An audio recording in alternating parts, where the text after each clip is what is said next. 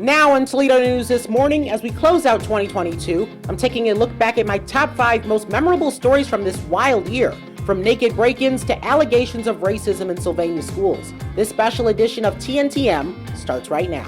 Well, good Saturday morning. I'm Jaden Jefferson, and thanks for joining me for this New Year's Eve edition of Toledo News This Morning. This was indeed a wild year with many different challenges and crazy stories, as you just saw in that open. But we begin with the impact of inflation. We've all felt it, including our local businesses. I had the unique opportunity this summer to tag along with one tree trimming crew up in Michigan. Take a look.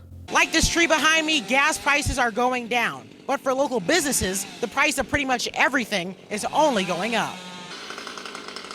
It hits us in our everyday cost, our everyday living that goes with our everyday family costs, as well as the gas prices, our insurance costs, our hardware, everything that we need to run our business. Everything's gone up as a whole. Ruben Rojas, owner of Rojas Tree Services, says that being a local business, the pinch is much worse than that of the average citizen. If you can imagine the cost going up in your home and then add a business to that, you can already tell how hard it is for us. Rojas says that for him, the goal was to avoid passing the added costs onto his clients, while also raising the wages of his employees through these stressful and financially demanding times. Me and my partner, we've also considered that, we got to take care of our guys. The cost has gone up for them.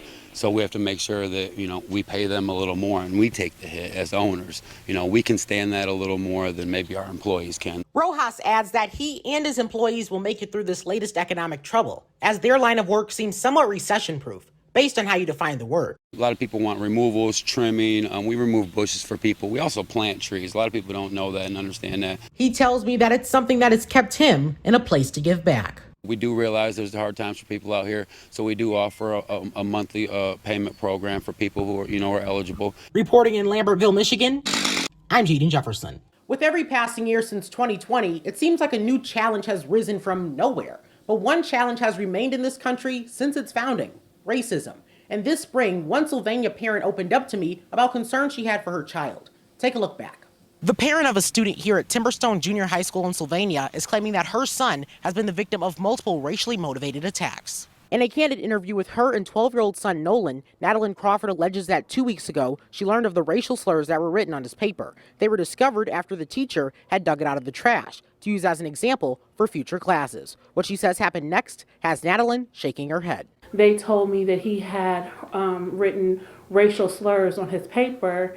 Basically, they told me that they compared the E on his paper to the E in the racial slur, and they figured that it was him. Crawford alleges that the school didn't initially want to investigate the incident, having already come to their own conclusion. But following requests for comment, a spokesperson wrote the following statement: "The school and district were made aware of the situation and immediately began an investigation. We take matters of this nature seriously. Inappropriate and derogatory behavior is not tolerated." The fact that they said the loop in the E automatically is Nolan. They're not investigating. They're not doing anything further.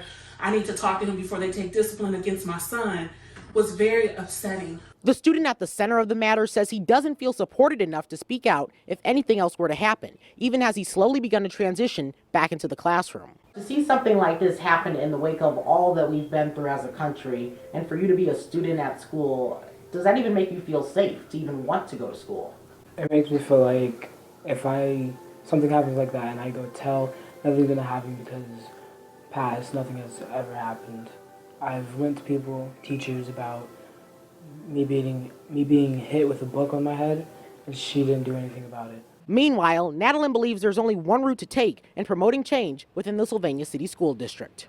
I think we have to go legally. I don't know what else to do because I've gone to that school so many times, and this was just like the last thing. When they told me I couldn't come to the school any longer to advocate for him, I had to reach out. Crawford hopes that in sharing her family's story, others will feel empowered to do the same. Reporting in Toledo, I'm Jaden Jefferson. Sticking with the challenges we face this year, I move on to gun violence and the profound impact it has had on our community and communities across the country. In this next story, you'll hear from a daughter who was deeply devastated by the murder of her father back in April.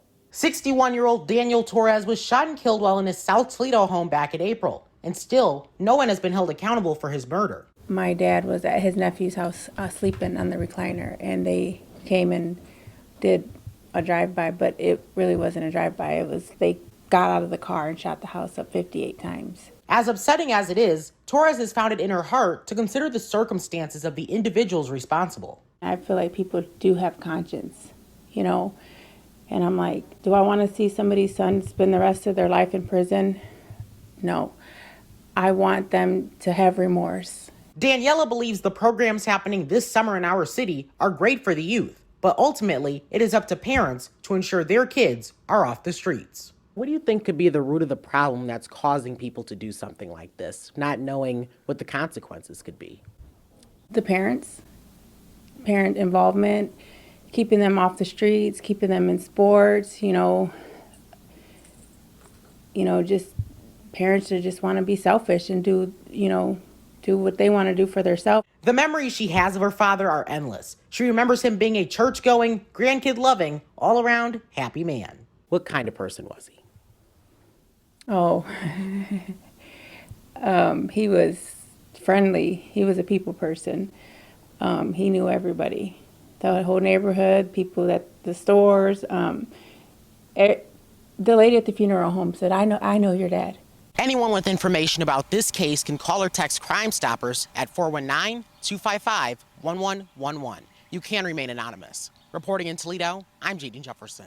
There were many positives to come from the fight against gun violence, including a local boxer's new mission to provide area youth with a safe space to learn and to grow. Toledo native and boxing champion Albert Bell is once again making an impact on his community. And no surprise here, he's doing it in the ring. For me to be able to come from their age and do it and to give back and to teach them what I know, and just carry on that continued success in boxing I think it's a beautiful thing. As a boxer, Bell is ranked #1 in the super featherweight category by the North American Boxing Association. So he felt it was important to give back to the community that gave him so much. What goes into putting together a program like this? It wasn't that hard, to be honest. I have all the resources already to make it happen. So it was just something I thought about. I'll be having a lot of free time when I'm in the city. So I'm like, you know what? I'm going to start training some kids, helping some kids, So I just said it. I was going to do it on Facebook, and next thing you know, we're here.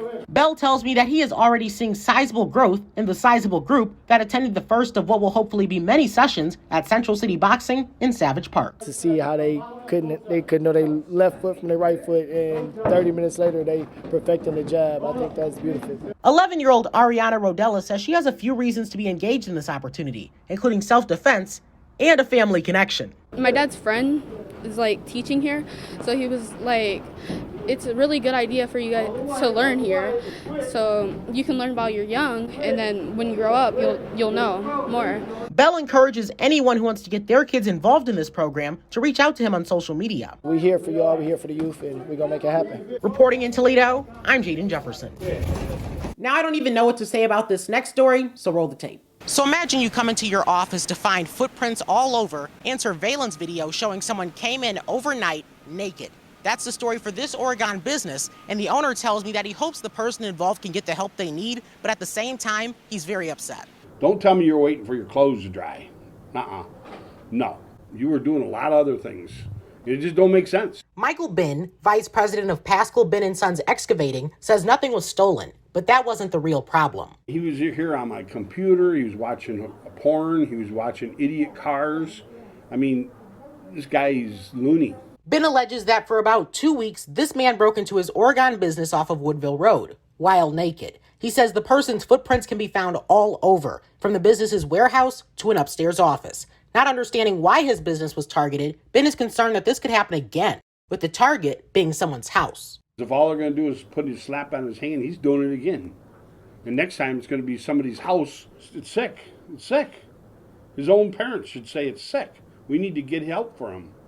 It's not normal. Michael tells me that the majority of his workforce is male, but for female employees, this is concerning, which is why he's considering additional safety measures. A guy like me, if I see him, he's going to be hurting.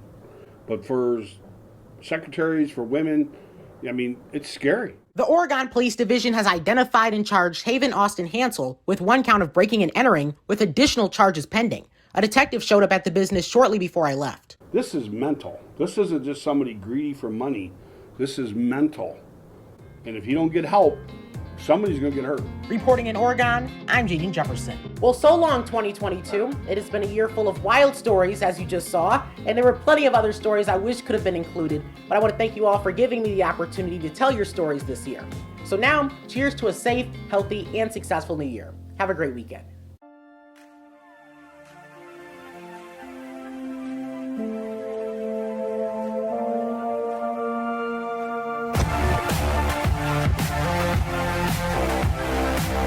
I guess just hitting the town right now. I'm Jaden Jefferson. If you're not hungry by now, I don't know what to say. I'm off for now, but an all-new Toledo News This Morning is coming right at you tomorrow at 7. Will scare you for sure. Here's your VIP pass. And Thank you so much. Yeah. All right. You can go to ellentube.com to see Jaden's interview with Eric Stone Street.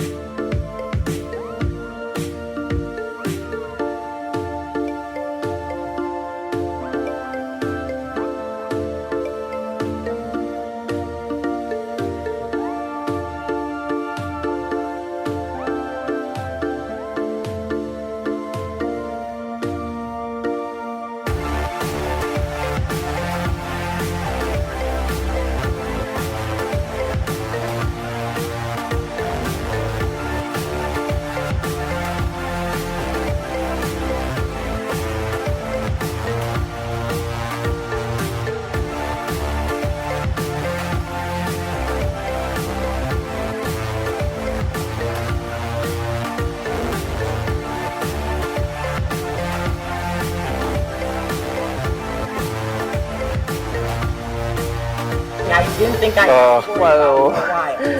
So Jaden's got Jaden, her a job. it's 9:17, and you're in high school. I hope you're getting a note from your parents. Is that, yeah? Okay. That's definitely the case. Okay.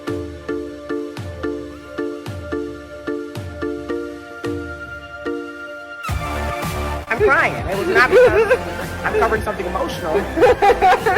But because my emotions are hurt.